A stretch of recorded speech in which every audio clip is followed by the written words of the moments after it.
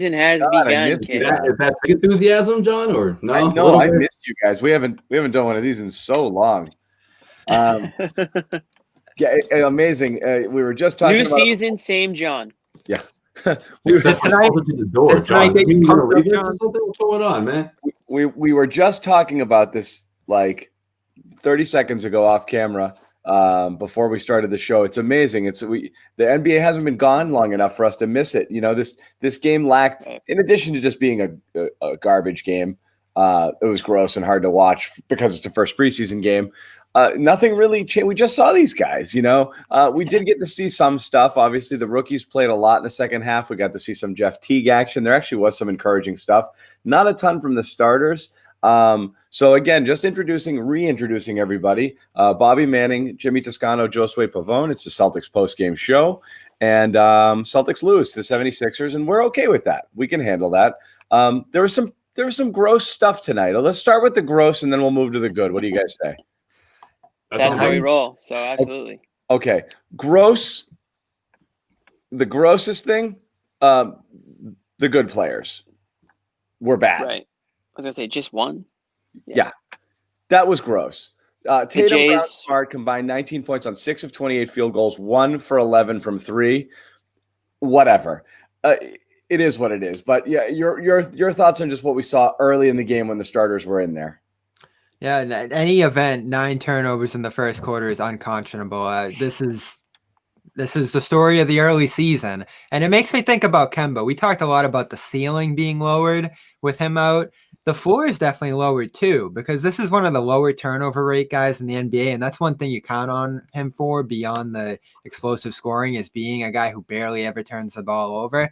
Now you're relying on guys with higher rates. I still bring up that stat with Jeff Teague, and he wasn't the culprit tonight. It was more Tatum and Smart and the other guys that you mentioned. But he had a 13% turnover rate with Atlanta last year on the ball. So it's going to be rough. It's going to be atypical of a Brad Stevens team, how many turnovers this team's going to have early in the year without Kemba and reliable ball handlers. That's part of Tatum's growth too. 3 turnovers, 2 assists tonight. They don't have a reliable ball handler who isn't prone to turning the ball over at a high rate. Speaking of which, did Jaylen Brown forget how to dribble? Or I mean, again, it's early in the offseason, but he was rough.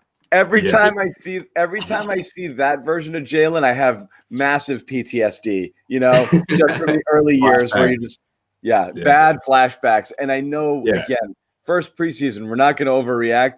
Just that stuff freaks me out. Yeah, I had that going too. I had some of that because you're counting on him to be a full-on creator facilitator this year. There is no, he's working on it sort of stuff. You just need him to be the guy. Right. Yeah, but John, I think the biggest difference between, rookie year, Jaylen Brown compared to what we saw tonight is that it wasn't more of he didn't have it or he was second guessing himself. He was forcing the issue. It was like he wanted to take on double teams and, drop 20 all in one half. And I just think it was he wasn't letting the game come to himself. Unlike the rookie, which we'll get to later, Peyton Pritchard, who I thought that let the game come to him. He let he saw what the defense was giving him, and he took his time. Whereas Jaylen Brown was forcing the issue every single time, and after every single turnover or every missed basket, it was like he got more frustrated throughout that first half. Yeah, we're sitting here talking about how wow, this season's starting up again. We're not even over last season. We're not even over the high from. I'll take it all year round. We're not even over the high from the bubble playoffs. But if we're thinking that, I kind of wonder what the Jays are feeling or what Marcus Smart's thinking, or feeling, after putting in the work that they did and all of a sudden they're back at it again. I mean, there's probably a bit of that, for the first preseason game. These guys aren't going to be going, 100 miles an hour out there. They're shaking off some of the vacation rust, and it's well-earned rest that these guys had from the bubble until now. I don't think any one of us can really expect them to have been going, full on in the off season here because it was such a short amount of time. So I'm expecting to see that rust. And it's preseason on top of it all. Preseason in a normal year, we always go into these games super pumped and hyped up, and then we're like, wow, this is preseason. It's kind of crappy. So yeah, I mean, I guess to be expected to see how some of these guys looked a little bit. Did Jaylen Brown forget how to dribble, or did he remember how not to dribble? Because that was kind of That was kind of the big knock on him before last season. So hopefully no regression there. But I'm not worried about those guys. I mean, Not at all. Not at all. They're going to be fine. Yeah, I mean, so the biggest we'll reason I talk bring it about up, it, but guys, we're is not worried about it. I mean, the biggest reason I bring it up, guys, obviously because Jaylen Brown's supposed to be, the number 2 option, right? This is the season, right? That's one point, but the other reason why is because I'm kind of saw what I was worried about heading into the season, right? I'm seeing no Kemba Walker, the offense a little stagnant at times. Everyone's sort of looking around. That scares me because if he's not in those open spaces, that's when he's going to be most effective. If just Teague, or whether it's Teague, Pritchard, or Smart, obviously, who started the game, who had a couple of sloppy possessions down the stretch, or at least in that first quarter down the stretch, where he looked like he was trying to find his guys. He was doing that. I texted you guys. He was doing that classic Marcus Smart thing where he drives the baseline, jumps in the air, and just looks for a pass midair. I hate that. I was surprised that he still does, still does that. But there were some positive takeaways from Marcus Smart. He has to keep pushing that ball, like we saw. I don't want him taking a charge in preseason game number 1. Don't be stupid. Like, he's setting the tone. Do we need You that? can only play one way. Pressure's on now, John. It's different. Yeah, I agree with Bobby. You can't just change the way Yes, you play. you can. It's the It's preseason. just who he is. It's just No, who he is. He has never done anything else. He's never going to change. I mean, I'd rather have that than, I don't know. I don't want to name names, but the guys who can't get their motor going. All right, I'll name a name. How'd Rob Williams look to everybody tonight? Yeah, there you go, Bobby. I think the easiest way to say it is he looked exactly the same. Exactly the same. So he gets that offensive Exactly the same. rebound, misses a point-blank pull-up. He's great on the rolls, but nothing else. And he has a prime opportunity here to really have another blow-up game. And you're right, he looks the same. So to be expected. It's the same guy. What I worry about Rob is that, and we've talked about in the past shows, like, does he have that extra level? Can he take it to that, kick it into that 5th gear?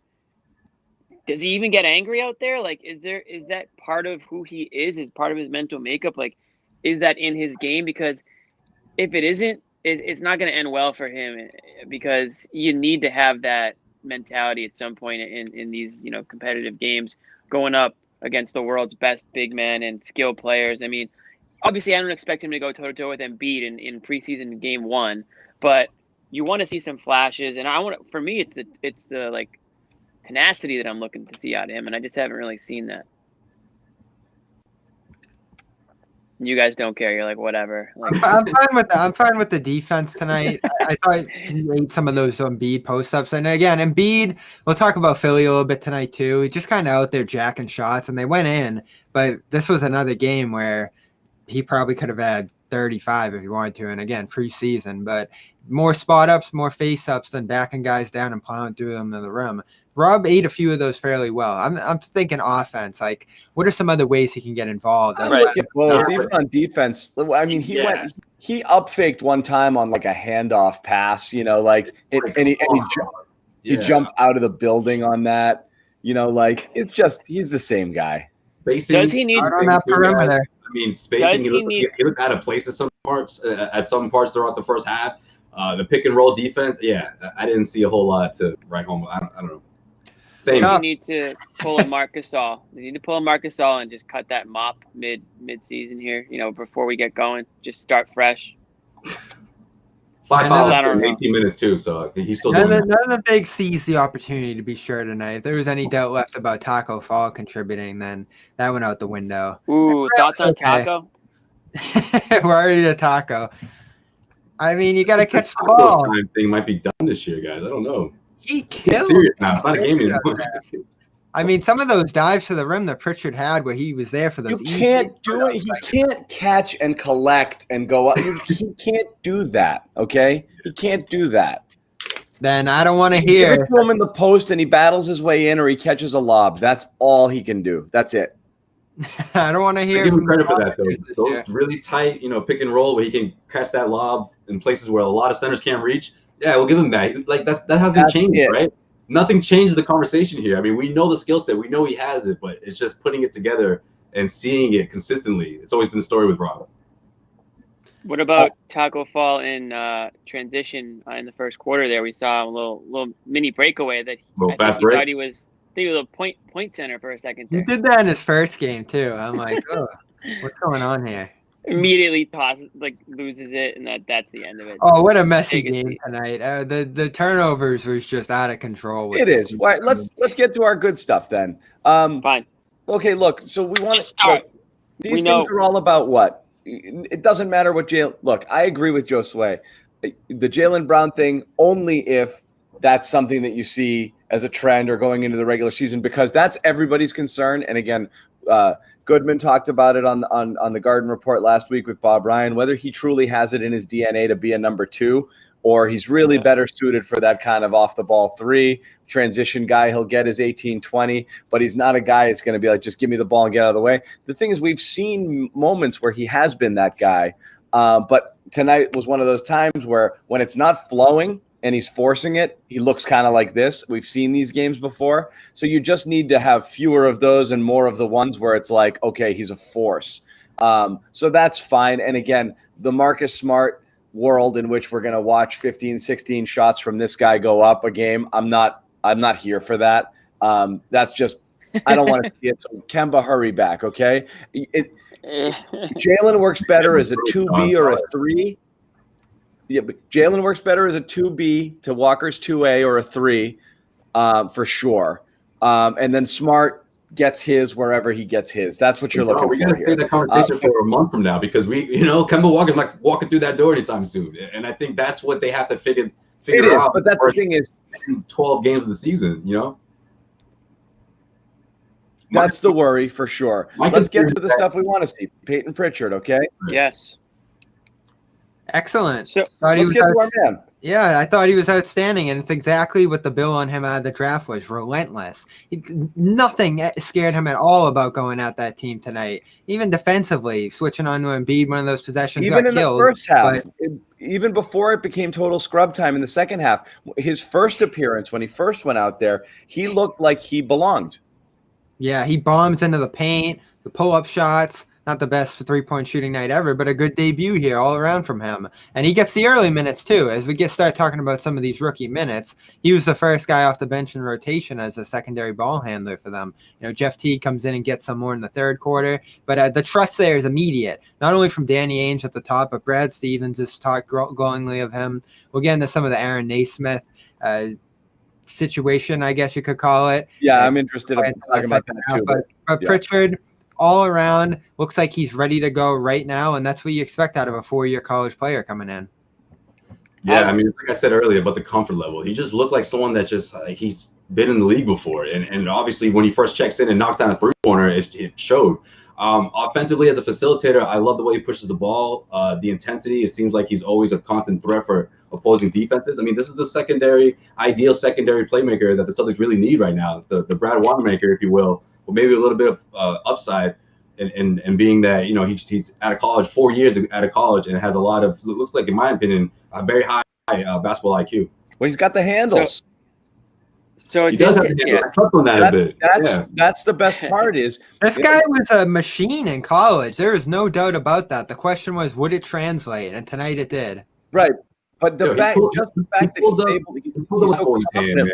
Like, he's one of those kids. Yeah, he's so confident with the ball in his hands that translates, and it did translate at this level because he's able to handle, he's able to navigate, and he's able to get to places. And I all night long he looked like somebody who absolutely did not look out of place at all. Right, and honestly, it didn't take more than 5 minutes or however many minutes into the NBA season for me to miss Tommy Heinsohn, because what would he have been saying about Peyton Pritchard this entire game? If Tommy Heinsohn's, in the booth right now, he's like, wow, I'll tell you, this guy, he reminds me of Danny Ainge, or he reminds me of Bob Cousy, or he would have been naming guys left and right that Peyton Pritchard reminds him of, because he does seem like, listen, I'm not going to overhype Peyton Pritchard at this point, but he seems like a player that belongs in the NBA, right? And I think I texted it to you guys. I was like, he's already done more than Romeo has done in his NBA career, and he's 5 minutes into his preseason career. You already just kind of he's shown more. Yeah, he's shown more. You already just kind of feel better about what this guy could possibly do to help the team. He's not gonna drop 30 points, and he's not Tyler Hero or anything like that. But what I'm saying is he actually looks like a player who can contribute off the bench, which believe it or not, it's something that we rarely have been able to say over the last few years. Especially this early into, this stage into the preseason, even, and to say, oh, looks like Danny Ainge may have gotten a guy here late in the first round that we could actually use. We've done this before, so careful.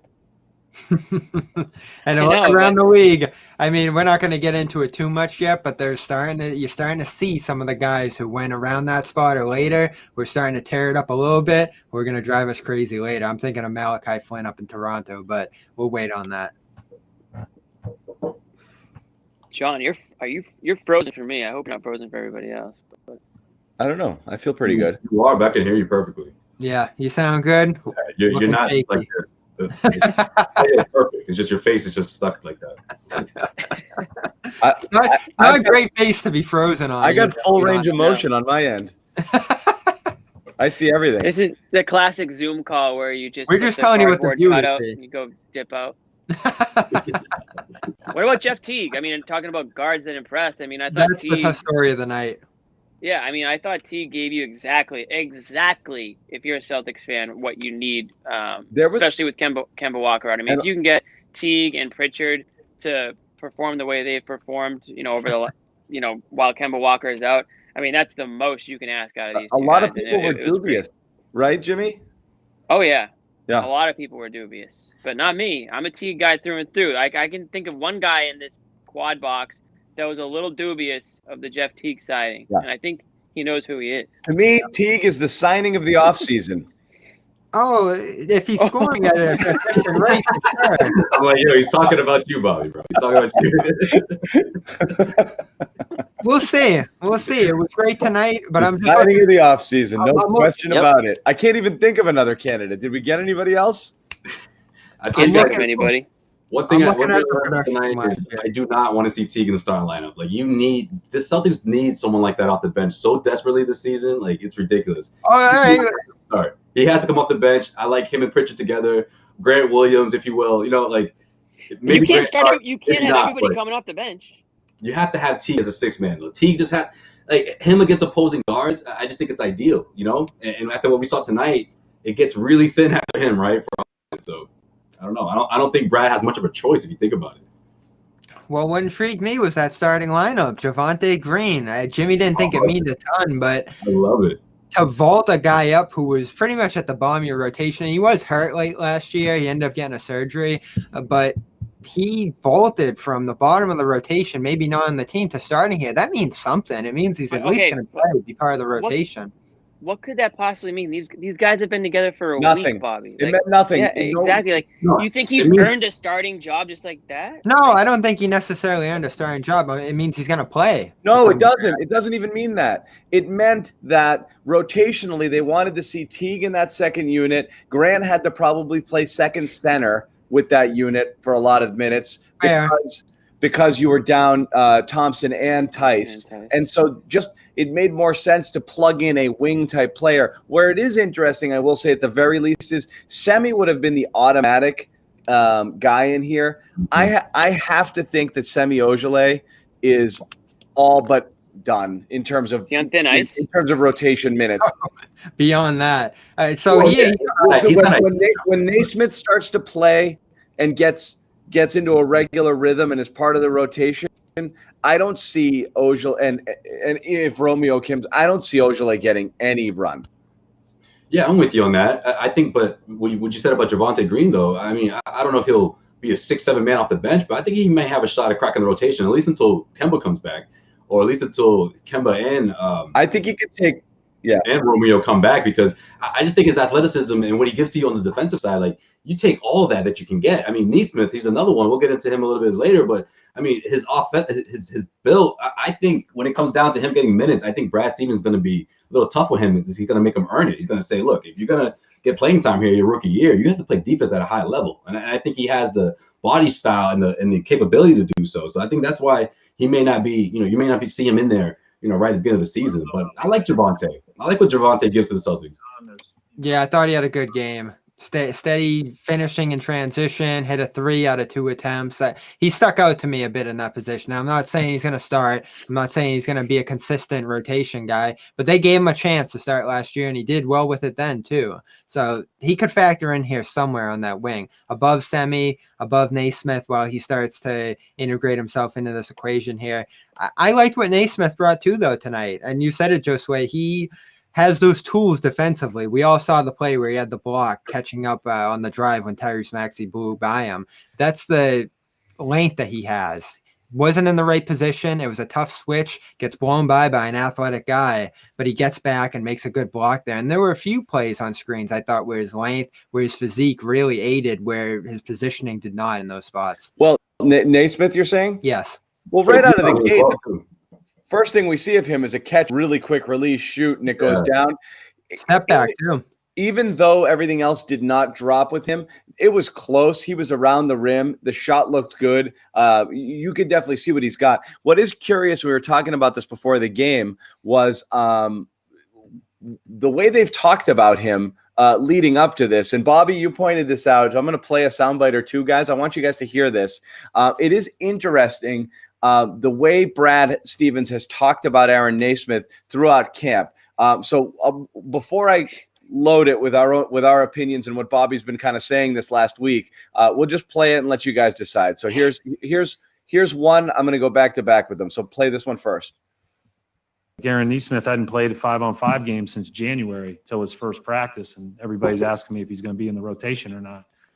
Man, he was just trying to get up and down the court. Like, there's so much growth that we all have to go through. We're just on an expedited timeline here.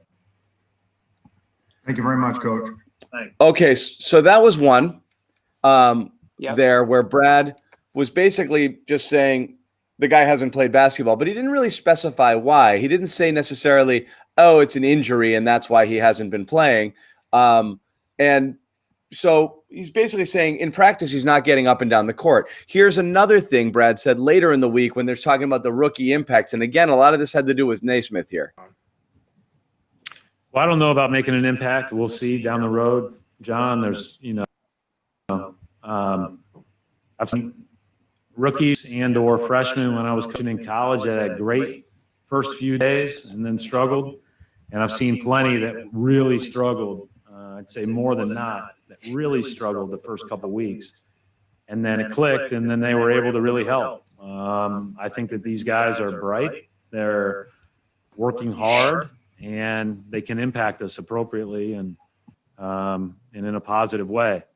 That said, I think time will tell because it is a different level when you get out there with these guys on a day-to-day basis. Okay, so there you have it. He really went out of his way to like pour water on the rookie experience there.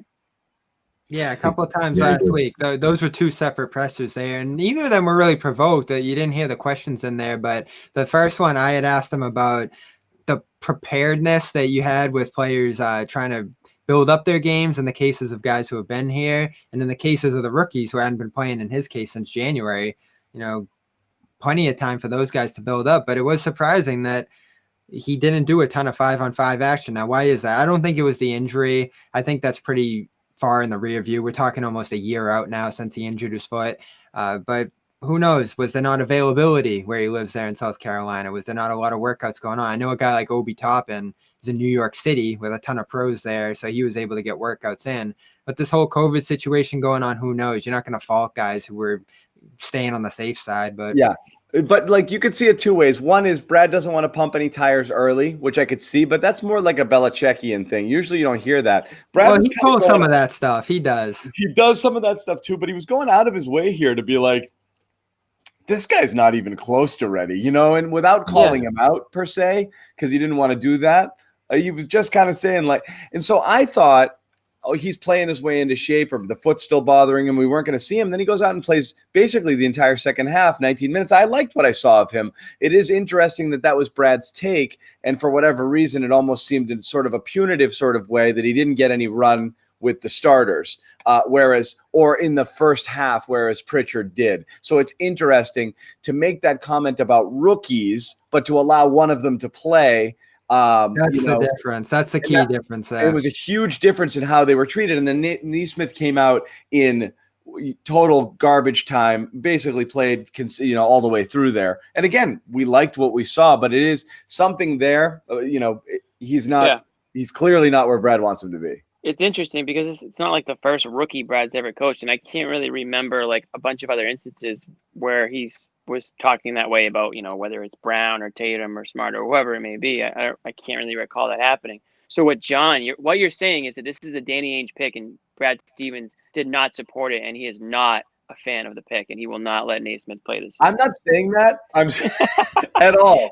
I'm saying everybody in this room wanted a different guy, but I'm also not saying that. I'm also not saying that the other day on text I got really upset. Jimmy supported it more than anyone. Jimmy was, he didn't name him by name, but he wanted that type of guy. So everyone wanted a shooter, and if he goes out there and he is a lights out shooter and that's all he does, fine, great. Great. Yeah, but I think that's adjust to that. Do a little more on the defensive end, though. I think it really boiled down to that, guys. I think we don't need a perfect player. It's just interesting that whatever reason. Yeah, Brad thought he's not far enough along to warrant rotation minutes. Well, let's do the thing. Duncan Robinson on the Heat there. Not a big defender, and he started in the NBA Finals, and he was draining shots left and right. So, you can't always have it both ways, but you take the shooter when you can get him. That's how Stevens coaches, and that's the thing. He didn't say defense in either of those comments, but that's what you think about when you think of saying the intensity of this level, what it takes to win at this level, that kind of stuff. That's the way Stevens has coached before, and he has been tough on rookies in that sense. Like Jaylen Brown really had to earn his way in that first year on that Isaiah team, and Jason Tatum came in and defended right away, so I think that kind of gave him the edge right there. So right when nobody thought he would, but yeah. The defense has to come along before you have a chance at earning minutes. But just to simply say the guy hasn't played since January and can't get up and down the court was kind of like, nobody asked him that. Right. I asked the question. It had nothing to do with Nesmith. Right. But it also could be him trying to protect Nesmith too. You got to think of it the other way around. He's almost preparing people for, hey, this guy wasn't in the bubble playing with everybody. This guy wasn't playing, 45 days ago, so let's give him a little runway here. Let's give him a break. So I think that's more in line with how Brad is as a human being. So that's probably where he's coming from. But you could see how if you're somebody like me or John, you can see how you can flip that completely. Jimmy, again, I just rate everything on the plausibility scale. You can make all of those points without pointing out that he hasn't played since January. You can easily just say, you can easily make that point without saying he's having a tough time getting up and down the court. You could just simply say the rookie learning curve is really steep considering these guys have had no training camp, no time to get acclimated to the system. And it's going to take a while with these guys. I just want to warn you. You could do that blanket statement about all rookies and just rinse and repeat over and over again every time you're asked if all you want to do is protect them and pump the tires. But to take two shots like that and be like, this dude can't even freaking get back on defense. That was a different level of comment from Brad. I hadn't quite heard anything like that. He hasn't tied his sneakers and. That's all. You can accomplish the thing you guys are saying differently is all I'm saying. To Jimmy's point, though, there was a ton of hype around. I see it now. Right. We called him like that. He was like Nesmith, like this this freaking guy, Yeah, exactly. Yeah. Hey, we called him the best shooter in the draft. People were making the case for him starting, so there was definitely a hype building there that he tried to quell to some degree, whether Jimmy said to try to protect him and the expectations a little bit, or to just kind of set everybody's expectations in the right place again, because again, we're talking about a rookie here, and we saw what rookie production looks like last year. Guys, we will answer questions, I promise. People are saying in the chat. We absolutely will. We're just rolling through some stuff here. I saw Wezzy B saying about answering questions. We'll get to some for sure. And there's some interesting stuff in the comments right now regarding Nesmith and what what might be going on there, but I can't. It's No, unverified. I think we're trying to figure out how we feel about it. Wait, do you guys not like Nesmith or? Post that question when we get to it. It's I don't even know unverified. what it says. But yeah, anything else to put a bow on this game? And I do want to hit a couple other things around the NBA before we wrap the show. Yeah. Well, the one thing I want to ask Bobby is, so Bobby, I don't know if everyone watching knows this, is fairly low on the Sixers. Is anything changing your mind after preseason game one? I'm glad you bring that up. Do they look all that different to you guys? And again, the hype train's rolling. There's a few ancillary differences, but the core is the same. Embiid's jacking shots. Simmons is just doing a straight line drives. There's no cohesion between them, really. They're both great players, but do they enhance each other or anything like that? I thought Danny Green was effective, especially on the defensive end. That guy makes an impact, and when he can shoot and defend like he can, he's going to be a pretty steady rotation guy for them. But Seth Curry, he's a shooter, didn't knock down his shots tonight, non-defender. That's going to be a guy who's tough to play against wing-heavy teams like Boston, like Brooklyn. And then you get into the bench, it's a lot of question marks. Tyrese Maxey looked good for them. They have a few decent rookie guys, but again, like they dumped Horford and they picked up a few shooters. They didn't sign James Harden yet. Once we get there, it's a completely different story. Yeah, but it's still walking through the door, Bobby. Come on, man. It's a trickle-down effect, too. You might be able to activate a guy like Tobias Harris a little bit better by having more space and not having Horford out there. Doc Rivers. So, and you create more more shooters out there. That opens things up for Simmons to drive. Just more opportunity there. It's really more the addition by subtraction sort of thing. You needed to get less of, you needed less big and goofy and, whatever it was they had last year that wasn't working, and you needed shooters. So that's it. I'd say there is a difference. And you still have Howard coming in off the bench if you need him. He looked good. He did. Dwight Howard, I think Mike Scott. That's an asset. That's a real asset. I mean, I hate Dwight Howard, but that for what you need him for on that team, that's pretty good. Yeah, that's good. And those two shooters, Bobby, I mean, that's pretty much what they need, right? They don't have JJ anymore. And, when Ben Simmons went down, you can see how much they really need shooters. So they have two new ones. I mean, they're not, over the top, but I think they're a better team. Green. So Danny Green, my problem with Danny Green, and now we do this whole thing, the winner. He won the championship with Toronto. He won with the Lakers. He didn't do anything really with either team in those postseason runs. He was never heard of him? dead cold from three. Great defender, and again, a veteran. So another guy in the room, and the body language was much better with them today, too. They were talking about the bench going crazy, and B did have a great game, so we'll see with them once the real games start going, once they figure out their rotations. But those two guys hold it back a little bit. The thing I was most impressed by with the Sixers, did Bobby freeze? No, I'm sorry, waiting. Froze. My bad. You froze on me, so I started talking. Go ahead, Bobby. I was saying just reel back on those two guys. Green wasn't great the last two postseason runs, even though we did win. Curry's a non-defender, so he's always going to be tough if he's getting targeted defensively to play him. Phenomenal shooter, one of the best role guys in the league shooting. They got him for nothing, so I'm not going to knock the additions, but maybe just a little bit overrated. This team's only going to go as far as its core pieces really start to lock in and mesh.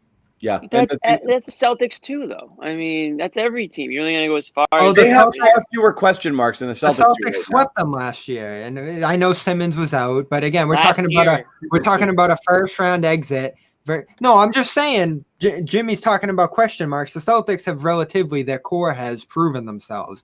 Philly, we're talking about a team that Jimmy Butler brought to the second round and lost, and now he's gone. And what do they have between those two? And what have they done? Like, it's just the track record's not there. Bobby, you would say that the Sixers had a better offseason than the Celtics, would you not? Yeah. You would have to. I mean, they overhauled their coaching and front office. They brought in two shooters, and I think they're still going to look relatively this is preseason game one. Doc Rivers has been there for like 3 weeks, and these guys have barely even said hi to each other.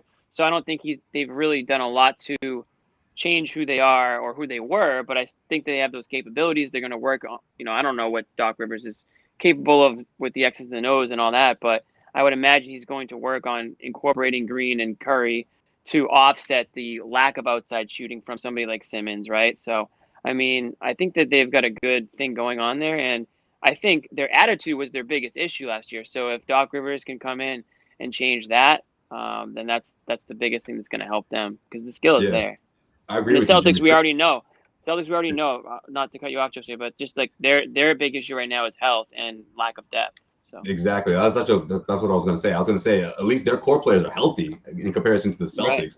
or at least the Celtics don't even have the same core players they had last year, whereas Philly does. I mean, yeah, health is always a concern. Joel Embiid, Ben Simmons, this team has to be healthy, especially those guys moving forward. But, to Jimmy's point, Doc Rivers, I think this is a new voice, and I think Doc has a lot to prove in the NBA. The way things ended with LA, he clearly, I don't think he agreed with it. He had the exclusive with Rachel Nichols to confirm it, saying, look, it was the bubble. I didn't think that was fair. I thought that it was a unique circumstance, and he didn't think that. But whatever. But he put it was, look, for the day an organization asked me if they still want me, that's the day it's time for me to move on. And then, so he did. So I think he has that in his mind. He has a lot to prove. He's got, Paul George yapping that, I guess Doc didn't use him correctly. So I think Doc has a lot to prove. Yeah, that was ridiculous. And I agree with you 100% there, Josue. Pandemic, bubble, all the things going around that team there. He waited 4 days and he got that job offer right after. And all you do is move on to the assistant coach in that position. So he got a bad situation. I know Gorman talked a little bit about that on the broadcast too. I never liked the Doc firing in LA. It wasn't their problem. And he's got a good situation on his hands here. The one thing I'll say in favor of them though, versus the Celtics as we transition into this year, Joel and Ben have experience being the faces of this team. Tatum and Brown, they're moving into a little bit of a different position now in terms of being 1 and 2 on the roster definitively. So there is experience with Philly of them being in that position, whereas Boston, you are shifting around those pieces a little bit. I'm pretty confident, though, that Boston, once they get their roster healthy this year, does have a better team than them, just because I don't like the fit issues there still between the stars. But, it's close. It's going to be close. I had Boston at 4 and Philly at 6. There won't be much separation there. I was really impressed by Ben Simmons' 3-point stroke he's been working around in the offseason.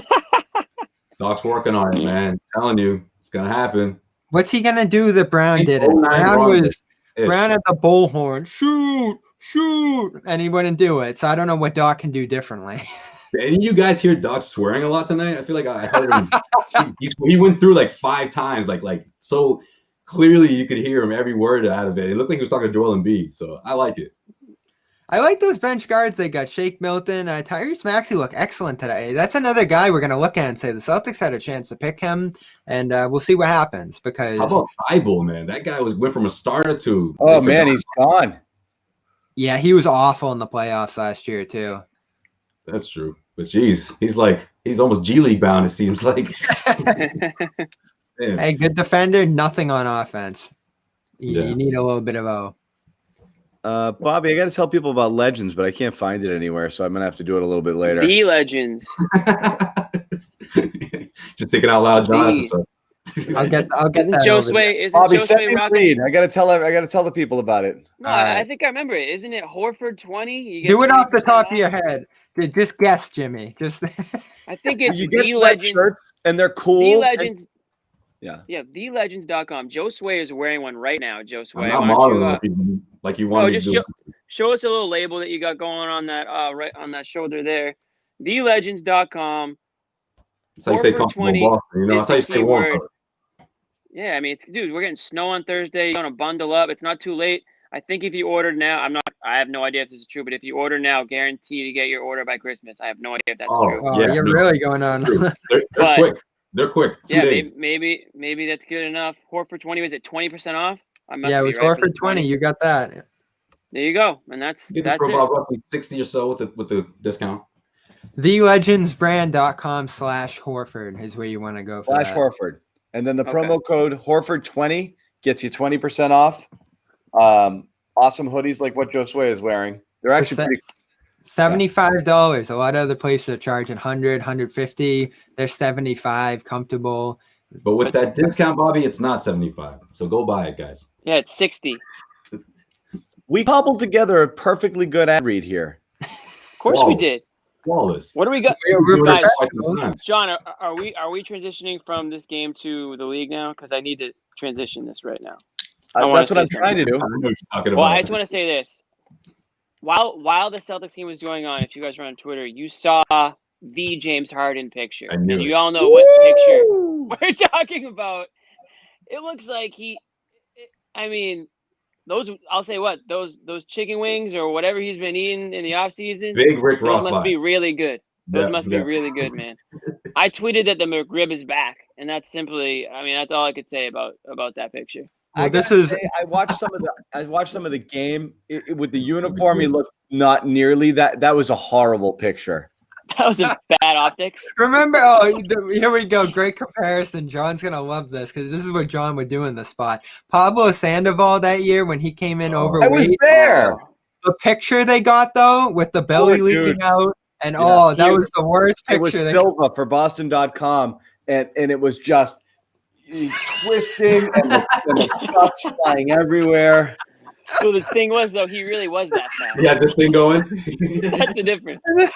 And then days later, his belt exploded on a swing. No one will get a worse rep than that. But it was so bad. He walked by us and we're like, he didn't lose weight.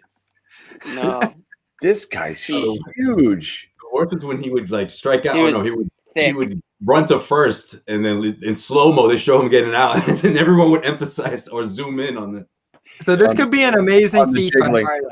Because Harden, he's not always in the best shape, but he can get into that shape by playoff time. We see him there. He's really motivated. How do you trade for that? Well, this is what I think. Like the point What I think going on here is he's got the protest fat going on. He's like, all right, you want me to show up? This is what I'm going to look like. You can't show up like that and start making demands. It's part of his well, I mean, he's already naming teams with 2 years left. I mean, you can't do that. You can't show up with a friggin' drumstick in your hand and be like, I want to get traded. Well, that's the way he's carried himself. It's amazing to even see him show up at this point because this has been so shameful. This is one of the worst displays of a star on a team leading it the way he wants to because they've given him the keys. You want Paul out, Westbrook in? Fine, we'll do it. Morey didn't want to do that, and it was a disaster. And of course it was because the two guys don't fit together. Once Harden realizes that he wants Westbrook out and Wall in, and now that's not good enough. He has 2 years left. He's in no position to be naming teams. If they get a deal from Sacramento, they should do it because this guy, he's in no position to leverage right now, and he's handling this awful. Well, I'm kind of worried about James Harden's health because if he goes to Philly, now he's got the cheesesteaks to worry about. If he goes to Brooklyn, you got the pizza. I don't know where you can ship this guy for, in order for him to, not end up with diabetes at this rate based on the picture that I saw tonight. Now, the other thing I'll say is all-time fat guy move, and there's people watching this right now who can probably agree with me. The bigger your beard is, the harder it is to sort of see that, chubby face, a couple rolls going on the neck. It's the reason I grew a beard. and then you lost some weight. I'm not kidding. I was like, you know what? It frames my face and it hides this thing. And then it wasn't until I lost weight I'm like, all right, I can shave again. All-time fat guy move. Just kind of hide those rolls and like you can't even tell he's fat until you see a picture like that. Like there it is. There it is. Now him shaved.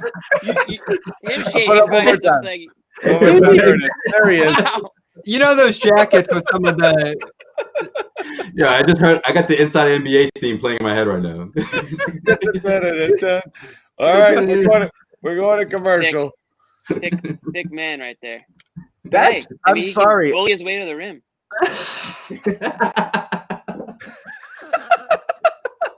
I mean, you must have some layers. Like, I'm gonna say, Jimmy, you got some of those jackets. You got some of those winter jackets with the extra padding in there that can make you look a little poofy. That's like post-playing career Kendrick Perkins. I'm sorry, Perkins. He knows. That's Perkins in the big three. It would look good in a suit, not a t-shirt. Oh, man, fat guy in a little suit. Anyway, I don't know, guys. I'm kind of with John now. It's a short off season too. That's a short time for that to happen. Let's go through the whole situation, okay? Giannis signs the supermax. Did you see the picture of him? Polar opposite. Yeah. He looked like Will. Well, Milwaukee. They don't even. What do they have to eat in Milwaukee? Nothing. Got 5 more years in Milwaukee though. He was in Greece, Mediterranean diet, right, John? Spartan diet, his Spartan existence. He doesn't. Yeah. cut- Mediterranean diet's all the rage. But yeah, spend some time in Greece. It doesn't matter. Big win for small market teams. Yeah. Interesting here because now we don't have this mad chase over the next couple of years of like, oh crap, which super team's going to be created? Toronto, Miami, go get him, and blah blah blah. He's there. Bucks are going to be a presence for years to come as long as Giannis is there. I like seeing the little guy win this situation. A mid-market team. I'm so tired of friggin' every single free agent going to New York or LA. I'm happy this happened. So I think it's a win for everywhere, for basketball, for Milwaukee, for Giannis. $250 million. I mean, it's a massive contract extension. It's just not fun though. I don't mind. I hate unless you're because you know how it ends. Like, what's fun in knowing where the guy's gonna go? Like Well, I mean, I obviously didn't want to see him just sign with a team like the Lakers, like every other superstar may or may not. So I mean, in that sense, I'm glad that he stayed. But it's just the fact that it's like, to me, and no offense to anyone who's a Bucks fan, it's just Milwaukee's kind of like a whiff. You know what I mean? Like, and you watch like TV ratings and such, like. It's hard to even really get pumped for like a game against the Bucks as opposed to like a game against the Heat or the Sixers or the Lakers or probably a couple other teams that you'd pick before the Bucks. Even when they're good, it's just like it's the Bucks. Yeah. That's just kind of how I feel about that. I obviously understand why Giannis is going to sign a supermax deal. Like I get it. I'm not knocking the decision at all, but it's like at the end of the day, like I don't know, could he have made more marketing wise if he signed with another team for less? But like, just based on deals between like advertising and wherever city you end up with, who knows how much you could have made elsewhere. Yeah, well, there's a lot of Sean Kemp talk on the James Harden pick, and it just cracked me. Oh man, I saw Eddie Lacy. That's a great comparison. Come on, man, that's like 75 pounds more. Like, come on, don't do that. I saw a Charles Barkley one too. We can go. I watched Sean Kemp in the final years of his career, man. It wasn't pretty, man. Don't do that. He's not that big. That's right off when he wants to. So that's the question now. I was watching the TNT broadcast a little bit, and then I switched over. And when Scal was talking about on the NBC broadcast, he still thinks Philly is possible for Simmons there. You're talking about Harden now? I don't know what the point of Harden is. I don't know why you would trade him. I don't know. He's undeniably great, but why do you want that? Like it's protest fat, John. It's coming right off when he lands. I don't want a 30-year-old guy who doesn't want to play defense, who demands the ball for a 25-year-old asset. What if you're Toronto? Want it, for 2 years. I don't want that. So this is Philly's in the position that Boston was in. You have the Simmons. Best deal is Kyrie. It's Kyrie for Harden, and it would be the best. Honestly, thing. I would love that. I don't think Houston's interested in that. I think Brooklyn wants to give Kyrie and Durant a chance before they just make that trade. I mean, maybe. But what about Miami? Houston would say no to that. So I don't even think that's on the table. Miami's the interesting one because they have the right balance here. Philly's in a tough spot. It's going to be Simmons or bust to acquire him, and that is a tough guy to give up in a trade. And we had a disagreement about this earlier, Jimmy, but you have three young assets in Tyler Hero, Duncan Robinson, and I guess you can throw Precious Achiuwa in there as their latest draft pick, multiple picks for years to come. They're great. They had excellent rookie years. They're young. The potential is massive, but they're assets for a reason, and the assets have been valued to the highest degree now by what they just did. So all of a sudden, you can trade those guys probably, maintain your core and Bam and Jimmy, and add a third star. I mean, they'd be the only 3-star team in the NBA at that point, right? So it makes all the sense in the world there. Jalen, Jason, and Tristan. Marcus. Yeah, but Bobby, if you're the Miami Heat, you're thinking to yourself, we just went to the NBA Finals. We're only getting better. We don't need this guy. Like, yeah, the Brooklyn Nets going to be tough. That's a hurdle. But, in the Milwaukee, Giannis just re-upped. But I like my chances, if I'm Miami. They haven't really lost a whole lot from last year. And they were able to replace them with a couple of good pieces. And they're getting better. And Bam Adebayo, I just think Miami's better off just keeping what they have and just running back and continue to get better and sort of build their dynasty from there. The Giannis thing is a devastating blow. If I'm Miami, I'm like, man, like Drew Holiday, was that all it took for this guy to just recommit? But then again, maybe put it this way, guys. After what I saw with Russell Westbrook, will we really be shocked if 2 or 3 years, if Milwaukee can never get over the hump, if they never get to the NBA Finals, are you going to be shocked that Giannis wants out and he'll be granted that? He absolutely can. He can do that in a couple of years. We've seen it so many times. Russell Westbrook got traded twice. I didn't think he could. I didn't think that was possible. With 40+ mil on his deal, 40+ mil per year. He got traded twice. Josue, if you have the chance to trade for the best scorer in the NBA for 3 bench players and picks, you do it. You just do it. Okay, you're saying 3 bench players. Now you're diminishing what Tyler Hero actually is, though, by saying that, because you that's not just a bench player. You still probably do it, but you still probably do it.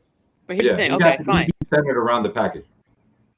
But your window is now much more in the now than it is with just Jimmy Butler, because now you're bringing on Harden. So now you have 2 31, 32-year-old star players, right? Well, they're right there. I mean, they made the finals last year, and what kept them from pushing over the top? The offense. They didn't have enough offense. But wouldn't you say the same thing you say about the Celtics is that some of those players are going to get better? You're banking on Jason Tatum and Jaylen Brown to get better. Are you not banking on Hero and Adebayo to get better? And I don't know. I mean, Robinson could theoretically get better on offense and do more than just shoot threes. I mean, there's the bridge years that we've talked about with teams where you want to have stars in the now and stars in the future. If you trade a guy like Hero, I mean, that's a guy that you could have. I mean, a guy that you could have on your team for the next 8 years. Controlled. I mean, it's going to take a lot to get rid of him.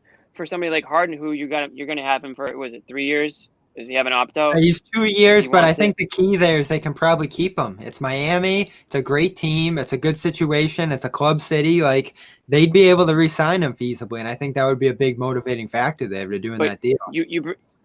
Your team like the Heat, you're so close with the players that you have, and you probably think that you're going to get better without making major moves. Now, so let's say you bring in a guy like Harden, who completely changes everything. I mean, you're just a completely different team. It's tough to bring on a player like that and know what you're going to get out of the players around you, because he just changes everything. He commands the ball.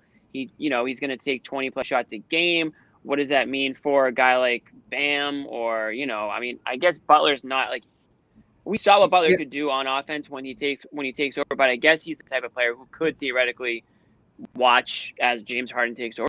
Yeah, absolutely. But then you're kind of not using the way you could use him. They're actually done it again. They're perfect in that regard, because neither Butler or Adebayo needs the ball in their hands at all times. Here's my question for you, Jimmy. Do you ever see them becoming a championship team, winning the championship with the core they have right now?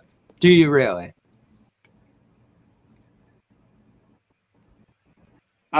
Listen, yeah, why not? I mean, I don't think they could win it all with this core. I think the Lakers are still the best team in the NBA, but I mean, Bobby, they went to the. What are you talking about? Wait, hold on, Bobby. Where do you put Bam Adebayo? Like, where's his ceiling for you? Because I feel like, I mean, they went to the NBA. It's ridiculous to think in the next couple of years that they won't be, legit title contenders.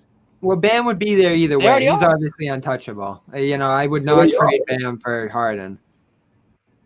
But you had a piece to push you over the finish line, I think, in Harden. He can do that. Now, again, Harden's going to have to make some changes here. He's going to have to commit to what the Heat do, their coaching staff, their style. They're going to use him in ways different than bounce, step back three. There'd be a lot more versatility on the ball, off the ball. He'd have to be willing to commit to all of that, and he'd have to know what he's getting into there if he has them among his desired destinations. But if he's able to be shaped and molded, and I still talk to people who think that he can, the way he was in Oklahoma City, to play a different kind of role, that team would be championship favorites right up there with LA. They'd win the East with relative ease, I think.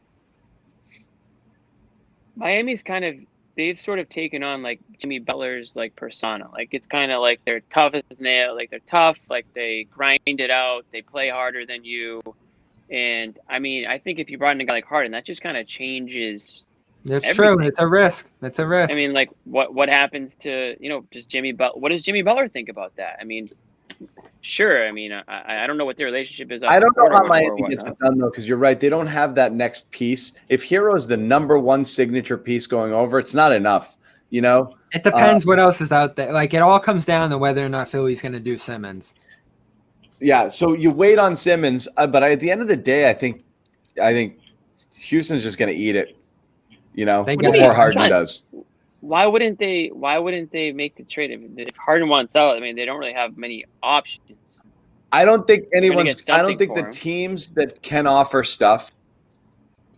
Look, here's the thing: Simmons is the only star NBA steps in. in I all really the do. teams that you think might be interested, and everything else is a collection of not spare parts, but extras. You know, it's a package centered around Tyler Hero or a package centered around Dinwiddie and LeVert. You know, like in Brooklyn, like you're not getting Right. near Would you rather have value. LeVert?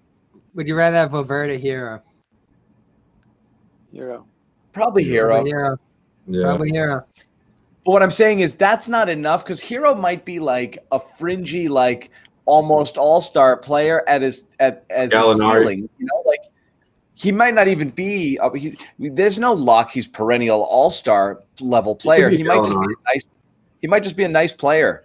No, you know what? He's exactly what he is. He's a young player who has shown tremendous promise that you can sell as that centerpiece in a trade. Would you regret it? Maybe.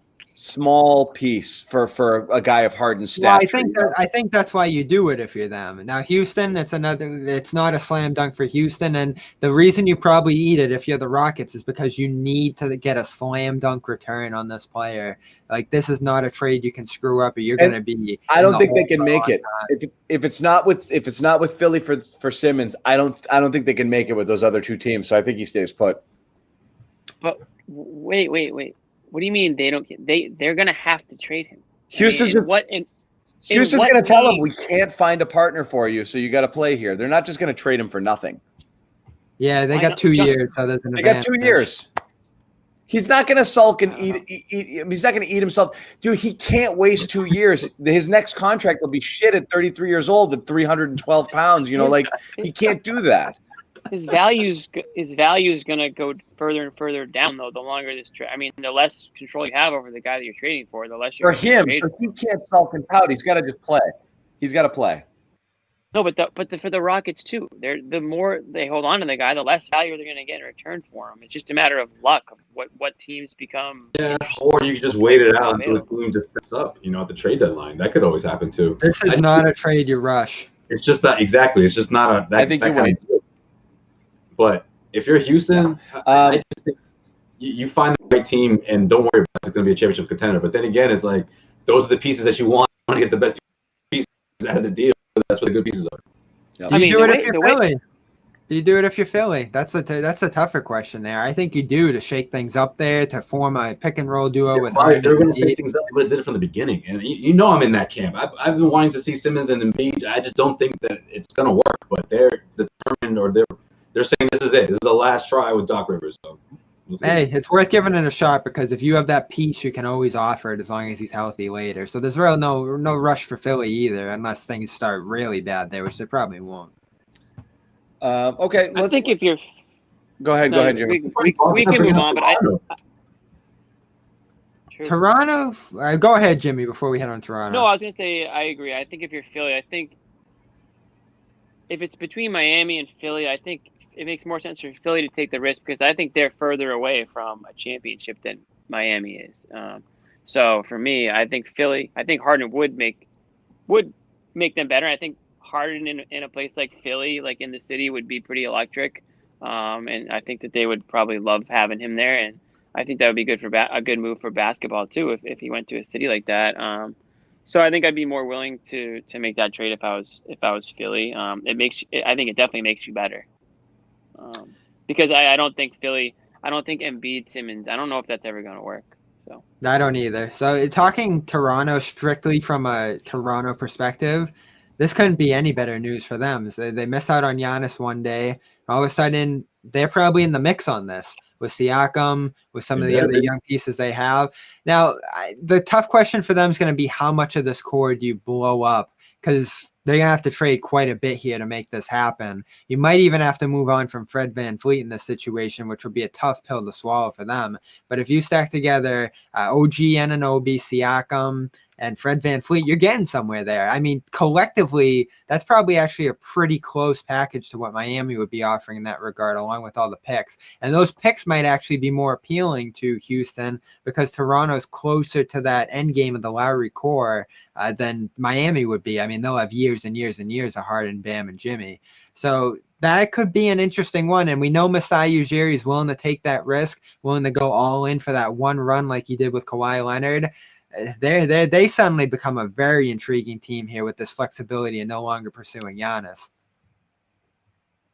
Yeah, I like that too.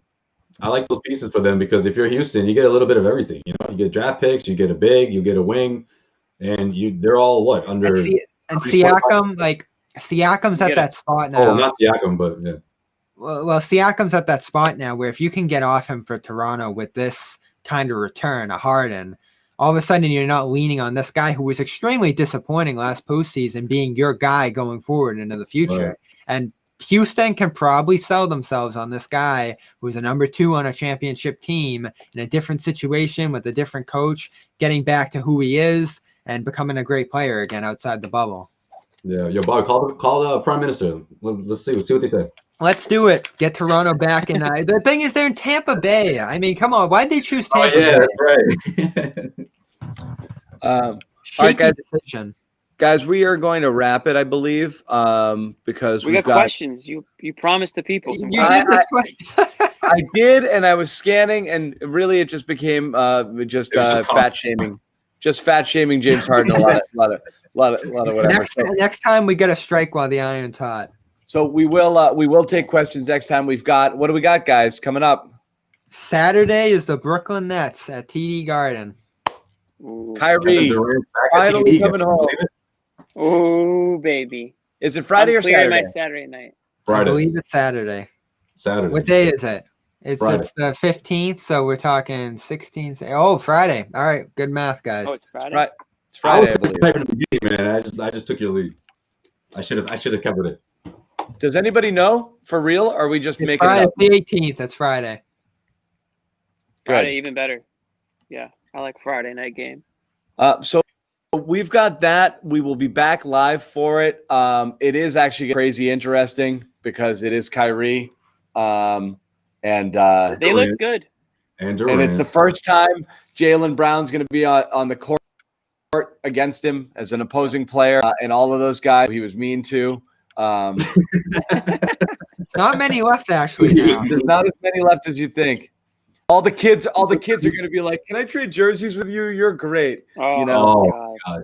If Pritchard dares, Pritchard's going to be like, "Oh my God, can you sign my face?" You know, like. Yeah, the air got taken out of that departure a little bit over the year. We didn't get him back. We didn't get him back fast enough. So we'll wrap that up. No. Subscribe to our YouTube channels, guys. Multiple right now. Main one. A lot of you guys are on. There's a bunch of people over on our Celtics channel. We're gonna have a lot more content coming on that throughout the season. Press conferences coming up later on tonight, and some more videos breaking down this game. Subscribe to the channels. You will get notified every time we go live. We are going to do this after every game and even more. So you're stuck with us all season long and longer. I'm afraid this cast of characters, but we'll rotate in some other people as well. We'll have a few not to diminish anybody in this room. There'll be some heavy hitters rotating in and out, joining us from time to time as well. Not to diminish us though. Look for some fun surprise guest appearances. Legendary Boston media figures. Yeah, legendary. Maybe a little Max phone call like a couple weeks ago. Yeah. In the draft. I just was so geeked up to be on that show. He did. He enjoyed himself. I had to remind him several times he was on the show, but yeah, he did have fun. Max is going to jump on. Back. Goodman, Ryan. We'll have a bunch of people. It'll be a really good cast of characters coming in and out. So stick with us. Thank you for joining Night Nets. We'll be back with some version of this group again. Go ahead, Jimmy. Friday night, I know I'm going to be here. I assume you guys will be.